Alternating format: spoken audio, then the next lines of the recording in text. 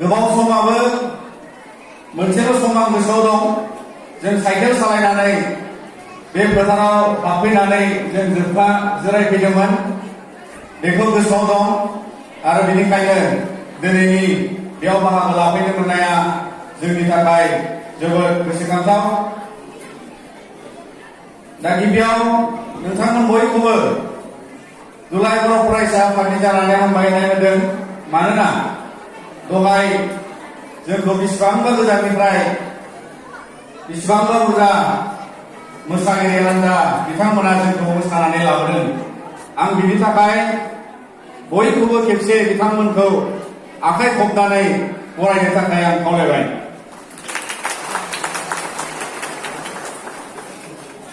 दिनै थेलामारा हालामाव आरोबाव दहाय मेथाइ खननाया जोंखौ गोसोआव मोनसे फोजाखांनाय लाबोदों। बिथांमोननि मेथाइयाव दङमोन मिजिं दं जोंहा मोनसे गेदेर मिजिं दं गेरेमसा हारि दानायनि। दा दिनै दुलाराय बर' फरायसा आफादनि जि मोनथोर खौसेथि थामोनथा आरो दावगाथाय दा बेखौ लानानै दिनै जों नोंथांमोननि हालामाव जिबादि मोनसे खौसेथि जिबादि मोनसे थामोनथायनि दारा जिबादि मोनसे जौगाथायनि दारा दिनै बर' हारि जानानै नोंथांमोननियाव जों बेयाव मोनदांदों। थारैनो जोंनि बे मिजिङा जोंनि बे गेदेर मिजिङा जोंनि खामानि मावनाय जोंनि बर' हारिया सोद्रोम हारि जानाय जोंनि बर' फोलेरा सोलोंथाइ लानायनि गेजेरजों जोंनि बर' हारिया रांखान्थियारि बिथिङाव राजखान्थि बिथिङाव जौगाथाय लानानै जोङो दिनै सोद्रोम मोनसे बर' हारि हिसाबै गेरेमसा बर' हारि दानायनि बे सिमाङा दिनै जोङो बयबो बेखौ सिमां बादिनो लायो। नाथाय जोङो बेखौ दिनैनि मुलुगाव माने बयबो साखाफारा जानानै जों बोजबनानै लानांगोन जे बर' हारिया रावनिबो उन नङा। आरो बेनिखायनो बड'फा उपेन्द्रनाथ ब्रह्मआ जि जांख्रिथायखौ लाबोनानै बुहुमाव खना खनलायाव थानाय बर'फोरखौ जांख्रिखांनाय लाबोदोंमोन आरो बिथांनि बे जांख्रिखांनाय लाबोनायनि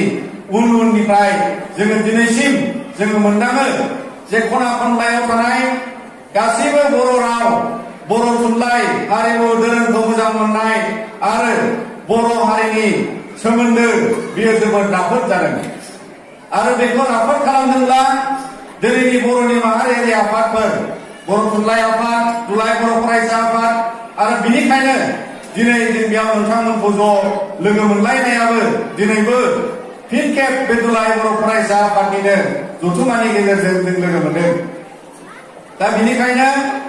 दिनैनि जोंनि थांना थानायनि मोन्दांथिखौ लानानै दुलाराय बर' फरायसा आफादा गोबां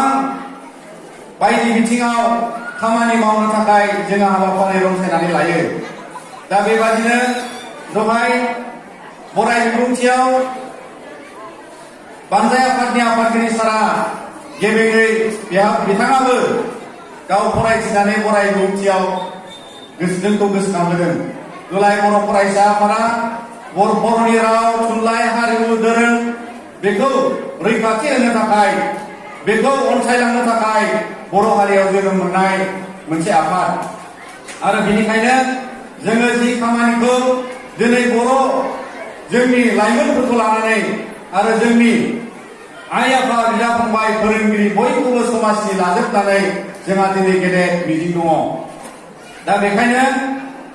माखासे मिथिहोग्रोनो खावलाय लुबैदों। मिथिखानायब्लाबो जोङो रायखांगोन जे दुलाराय बर' फरायसा आफादा गोबां मावथांखि रनसायनानै खामानि मावनो नाजादों आरो बेबादिनो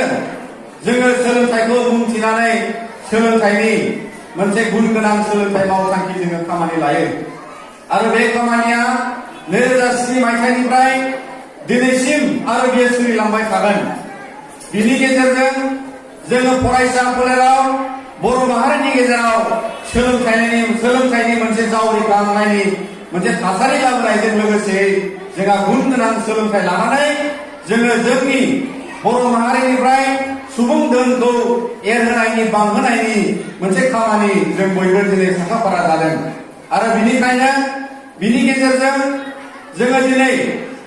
बर' माहारिनि गेजेराव बेसेबां गोनां जानाय जोंनि सुबुं धोन बेखौ जोङो जेरै हागौ एरै फोजाखांनानै जांख्रिखां लाबोनानै जोङो बेखौ लांबाय थानायनि दा बेवहाय फरायसाफोरखौ लानानै जोङो गोबां हाबाफारि दङ बेवहाय गोलोम बोथोराव जोङो माखासे कचिं केम्प खालामनायजों लोगोसे कलेज इउनिभारसिटियाव बायदि हाबाफारिजों सेमिनार वर्कशप आरो बेबादिनो कारियार काउन्सिलिं बायदि हाबाफारिखौ लानायनि गेजेरजों जों फरायसाफोरखौ थुलुंगानायनि खामानि दुलाराय बर' फरायसा आफादा बे मिशनजों जों मिजिंथिदों गामि ओनसोलाव थांनानै बिमा बिफाजों सावरायनानै फोरोंगिरिफोरजों सावरायनानै जोंनि जेंनाफोरखौ बुजिनानै बर' हारियाव सोलोंथाइ जौगानायाव मानि आंखाल बेखौ जोङो संदाननानै जेंना बोस्रांनायनि लामाखौ बोरै लांनो बिनि माखासे सरसा जोङो खालामबाय थादों आरो बेजों लोगोसे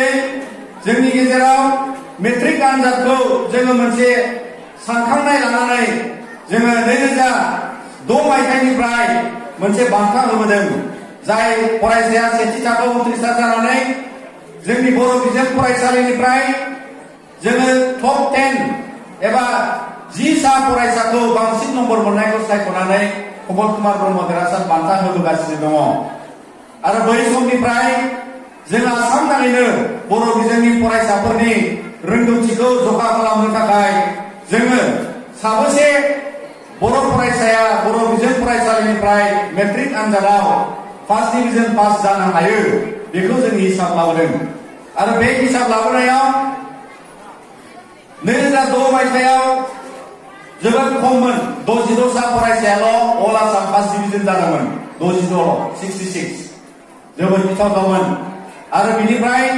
दुलाराय बर' फरायसा आफादनि दैदेनगिरिफ्रा बे हाबाफारिखौ रनसायनानै जोङो दांग्रोम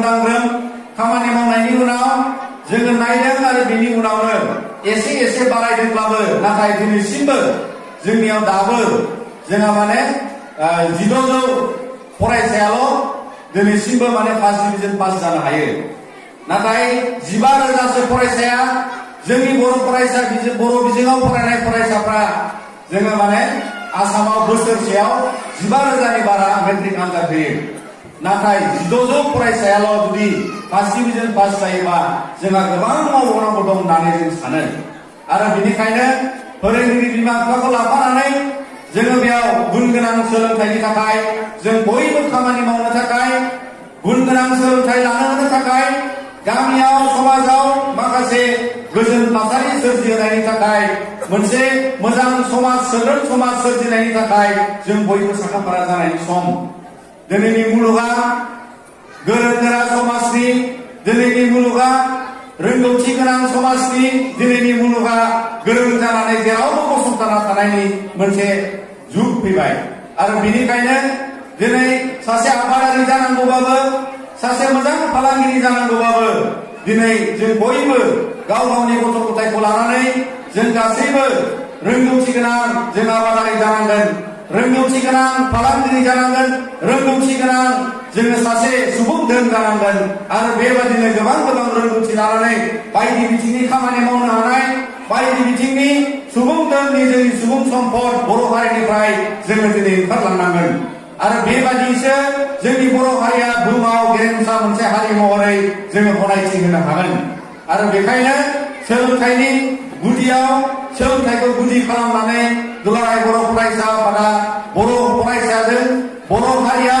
जावरिखांगोन बर' हारिया बर' फरायसानि गुन गोनां सोलोंथाइ लानायजोंनो जोङो हारि हिसाबै बुहुमाव गेरेमसा बर' हारि हिसाबै थांनानै थागोन बिनि मिजिंखौ जों अराय सम मिजिंथियो आरो बिनिखायनो बे हाबाफारिया जोङो बेखौ लालांबाय थागोन आरो जोङो मेट्रिक होनो नागिरनाय 9 आरो 8, 9, 10 बिथांमोनखौबो जोङो मिरुआरि मोनसे सायख' आनजाद खुङो मानोना गोबां आनजाद फरायसाफ्रा साफिनो गोनां जायो मेट्रिक आनजादनि उनाव हायार सेकेन्डारि आनजादनि उनाव बायदि खायदा बायदि बुद्धि आनजाद होनायनि जोंनियाव गोबां थासेया आरो बिनिखायनो बे एक्सपिरियेन्सखौ लानानै बे मोन्दांथिखौ लानानै रोंगौथिखौ लानानै बायदि साबजेक्टनि बायदि बाहागोआव रोंगौथिखौ सोलोंनायनि थाखाय जोङो बे मोनसे रोंगौथि आनजादखौ खुङो आरो बेयाव जोङो बान्था होनानै बरायो। बेयो मोनसे जोंनि टेलेन्ट सार्च एक्सारसाइज जाय बिथांमोना बायदि साबजेक्टआव बायदि बिथिङाव रोंगौथि थायो बिथांमोना बेवहाय मोजां नम्बर लानानै उथ्रिसार जायोबा जों मिजिंथियो जे फरायसाफ्रा थारैनो जोंनिया माने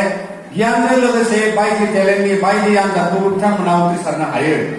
दा बेखायनो UPSC नि कचिंजों लोगोसे बायदिसिना आनजाद होनायनि एन्ट्रेन्स एग्जामनि सांग्रांथि लानायखौबो जों फरायसाफोरनि खाथियाव लानो थाखाय जों सेस्था खालामगासिनो दङ। दा बेबादिनो जोंनि गुन गोनां सोलोंथाइनि हाबाफारिया नोंथांमोननि थेलामारा ओनसोलावबो मिजिंथिदों दखरा एबसुनि आरो जिल्ला एबसुनि बाहागोआव बे हाबाफारिफ्रा निस्सय गामि गामि जागोन आरो लोगोसे सोलिगासिनो दं होननानै आं गोसो फोथायो। आरो बेजों लोगोसे जोङो मोनसे मिशन मुं दोननानै लादों। बिमुंखौ होदों जों बड'फा मिशन फर सास्टेनेबल चेन्ज। बड'फा उपेन्द्र ब्रह्मनि मुं दोननानै मोनसे गोजोरथियारि मावथांखि जों लादों। बे मावथांखिनि गेजेरजों जोंनि समाज सोलायनायनि जोंनि समाजाव दहाय सार रायखांनाय माखासे गेना खान्थिफोर माखासे समाज बेरेखा माखासे गोसोम फोथायनाय बेखौ फोजोबलांनो थाखाय आरोबाव माखासे फोजाखांनाय हाबाफारि आइजो जौगाखांनाय लाइमोनफोरखौ जौगाखांहोनानै माखासे स्किल डेभेलपमेन्टनि खामानि मावलांनायनि साखाफारा जानो थाखाय जोङो बे मिशनखौ लानाय जादों। दिनैनि मुलुगाव थांनानै थानो थाखाय नोंथांमोना खोनादों इन्डियानि प्राइम मिनिस्टारा हुदा बिथाङा बुङो जे इन्डियाया स्किल इन्डिया जानांगौ होननानै। नाथाय दिनै जोङो जोंनि न'निफ्राय सिन्था खालामोबा जोंनि न'खरनिफ्राय सिन्था खालामोबा बे सिन्थाया रायजो जाजेननो रोंनाय बर' हारिनियाव दंखाजोबो आरो बे आदबा बे स्किला जोंनि बर' हारिनि गेजेराव दङ आरो बिनिखायनो जोङो बेखौ लानानै दिनै बड'फा मिशन फर सास्टेनेबल चेन्जनि गेजेरजों जोंहा बेयाव फारि फारियै जोङो माखासे आदब खायदाखौबो फोजाखांनानै लांफिननांगौनि सम जादों। दिनै आइजो जौगाखांनायनि हाबाफारिखौ लानायनि गेजेरजों जोङो गोबां खेब जोंनि गोबां ओनसोलाव दिनै जिल्ला एबसुनि दैदेननायाव दखरा एबसुनि दैदेननायाव साइकेल हानजा सुरनाय आइजोफोरनि मेल मिटिं खालामनाय जोङो बिनि गेजेरजों गोबां आइजोफोरनि आयेनारि मोन्दांथि आरो सांग्रांथिजों लोगोसे रैखाथिनि थाखाय सावरायनायनिबो सम। दिनै नोंथांमोना खौरां बिलाइखौ लाना नुगोन दिल्लीयाव 2012 जिनाहारि खालामनाय साब्रै दायनिगिरिखौ 22 तारिख जानुवारियाव बिथांमोनखौ फासि होनाय जासिगोन आरो दिनै बे साब्रैखौ फासि होनायनि समसिमाव इन्डियायाव आसामाव बड'लेण्ड ओनसोलाव संकस सिसोदियानि गेजेराव बिसिबां बर' आइजोआ जिनाहारि जालांदों, बिसिबां बर' आइजोआ बेबादि आयेननि खैसारियाव बेबादि माखासे बेआइनि सुबुंनि खैसारियाव दिनै गाब्रनांदों बेयो जोबोद साननो गोनां आरो बिनिखायनो दिनै जोंनि बर' समाजाव उदां नङा। जोंनि बर' आइजोफ्रा दिनै रैखाथि दंजोबो होननानैबो जों साननो हाया। गासैबो आइजोआनो इन्डियाल' नङा बुहुमनि गेजेरावनो दिनै दासिमबो जोंनि आइजोफ्रा दाबो जोङो माने माखासे जि मोनसे जौगाथायनि थासारियाव बाहागो मोननांगौ बेखौ जों मोना आरो बिनिखायनो जों बेयाव आइजोफोरनि सांग्रांथिजों लोगोसे दिनै आइजो जौगाखांनाय आरो रैखाथिनि सोमोन्दै जों न'खर समाज गामिया दिनै जोङो बिबान लाजोबनांगोन। दिनै जोंनि बिनानाव जोंनि बिदा फंबाय सोर बहा थांदों सोर बहा फैदों सोर बहा मानोबा लांखार जादों मानोबा गोमादों बेयो जोंनि खाथियाव घने घने बेबायदि खौराङा जोंनियाव फैयो आरो बिनिखायनो जों दुखु मोनो। दिनै बर' हारिनि गेजेराव आइजोफोरखौ सांग्रांथि होनायजों लोगोसे बयबो हौवा हिनजाव जों ज' ज'यै बेफोरबायदि माखासे थासारिनिफ्राय जों उदां जानांगोन। साननैसो सिगां दिल्लीयाव सानै आइजोआ रेस्किउ जानानै थादों। पुलिसफ्रा मोनबाय बिथांमोनखौ बेवहाय पुलिसफ्रा बबेनिफ्रायबा बोखांनानै लाबाय। सासेया जाबाय क'क्राझारनि सासेया जाबाय गवालपारा थिंजायनि। क'क्राझारनिया फिसाय गोनांमोन फिसायखौ दोननानै खामानि मावनो सोरजोंबा लिंनानै लांजादोंमोन नाथाय बिथाङा आला खाला जानानै आरोबाव दिनैहाय बिथाङा पुलिसजों बोखांजाबाय अर्थात बिथांखौ मोनफिननाय जाबाय। गवालपारानियाबो बेबादिनो सोरजोंबा खामानि होनो होननानै लांखारजानाय। दा दिनै बेयो खालिबोल' मोननै, नाथाय जों गोबां दुलाराय बर' फरायसा आफादा गोबां हौवासा हिनजावसा, हौवा मानसि, गेदेर मानसि, उन्दै मानसि गासैखौबो जोङो बेबायदि खौरां मोनो। आरो बेनिखायनो दिनैनि गासैबो सांग्रांथिजों लोगोसे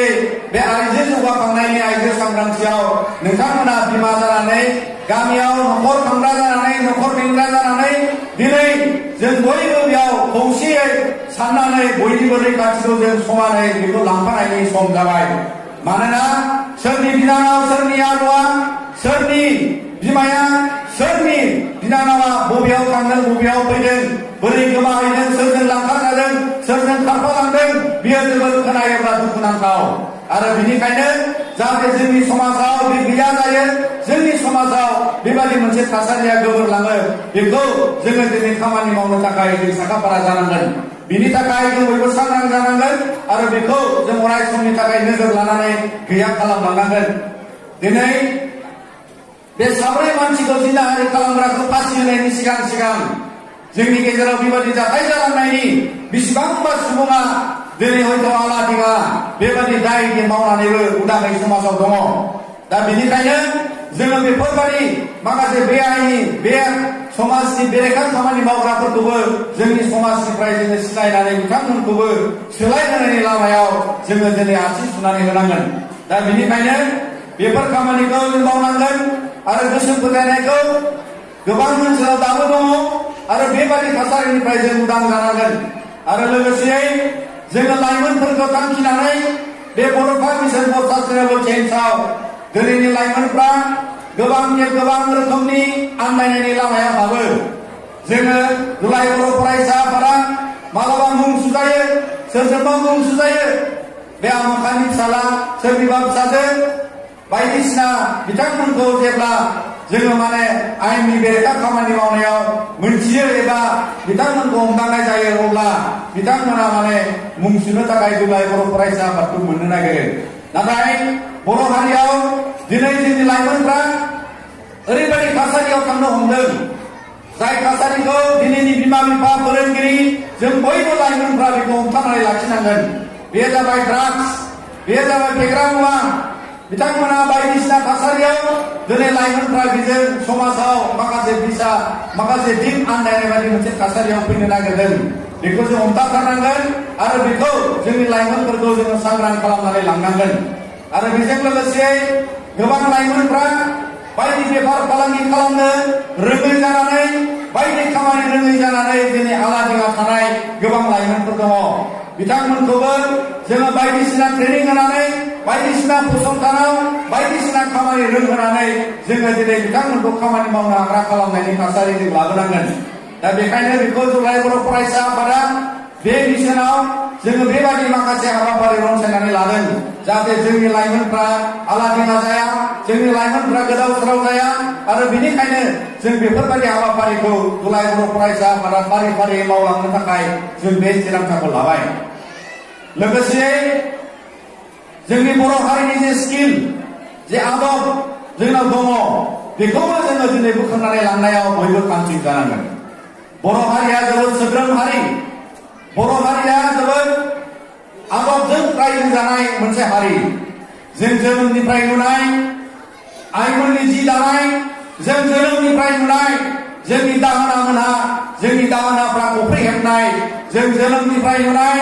जोंनि गामियाव सोरबा आदाया गिसिब हेबनाय, खबाइ हेबनाय, जेखाइ हेबनाय आरो बायदि जोङो न'खराव नांनाय सान्द्रि,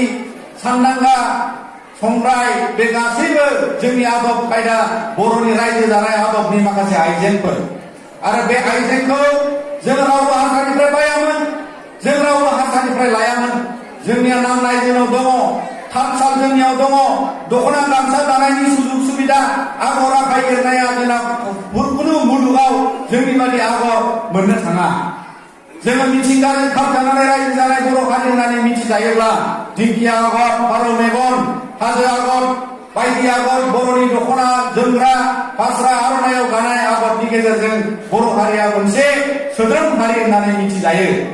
आरो दिनै गोबां स्कलारफ्रा गोबां रोंगौथि गोनां सुबुंफ्रा जोंनि बर' हारिखौ रांखान्थियारि बिथिंनि नोजोरजों नायोबा जोबोद मोनसे गावनो गाव आथिङाव गसंथानानै थानो हाग्रा मोनसे हारि होननानै बिथांमोना जोंखौ नायनो नागिरो नाथाय जों गसंनानै थानांगोन जोंनि हारिखौ जोंनि रांखान्थि जोंनि जे समाज बेबस्थाखौ जोंनि आदब आरो खायदाजों जोङो बेखौबो लांनो हायो दाउ अमा फिसिनाय आबाद मावनाय जोंनि आदब खायदाफ्रा गोमालांनो मोननाय नङा दिनै गोबां रोखोमनि जोंनि फुलि जोंनि आबादनि माखासे जोंनि आबाद खालामनाय मैगं थाइगंनि जे जोलैया नों न'खराव गायनाय जोलैया जोलै जाफिननाय माखासे फिथाइ बेगरफोर फैबाय नाथाय जोंनि आबै आबौनिफ्राय जों नुबोनायनि उनाव आइ आफानि समसिम जोंनि बारिनि मैगङा जि मैगङा देग्लाय जायो बे मैगंनि बेगरखौ दोननानै फिन खालमासि बे मैगंखौनो जाफिनो बे मैगंनि बेगरखौनो दोनगोन बेखौनो फोगोन आरो बेनो जोंनि मैगङा मोनसे ट्रेडिशनेल मोनसे आदबजों सोलिनाय मोनसे जोंनि थागिबि माखासे आदब बेजों लोगोसेनो जों गासैखौबो लांफाजोबनांगोन मानोना जोंनि रांखान्थि बिथिंखौबो जोंनि आदबजोंनो दिनै जों हाथाय बाजारखौ लानायनि सुजुग दङमोन जों मिथिला बिसिबां दुलिखौ हाथायाव हेबनानै सोर फानो जों मिथिला बिसिबां दख'ना गामसा आर'नाइखौ दानानै हाथायाव फानो जों मिथिला बिसिबां जोंनियाव नांनाय सान्द्रि जेखाइ खबाइ हेबनायखौ सोर हेबनानै हाथायाव लाबोयो नाथाय बे हाथायाव लाबोनायाबो थोआ नाथाय जोंनि गामियानो बायगोन नाथाय जोंनि गामिनि मानसिफ्रानो बे हाथायनि बेसादखौबो जों बायनानै लाबोगोन दा जों सोरजिनाया बेसेबां जों सोरजिनो हानाय गोहोआ बहा थांखो आरो बेनिखायनो दिनै जों बे आदबखौ जों सिनायनानै गोरोंनिफ्राय सोलोंना लाखिनानै जोङो दिनै बे हाबाफारिखौ लानो थाखाय जोङो थामथिम जानांगोन बर' समाजाव नङाबा जोंनि बे गेरेमसा बर' हारिया गावनि आदब आरो खायदाखौ गारनानै दिनै जोङो बेवहाय मालायनि आदब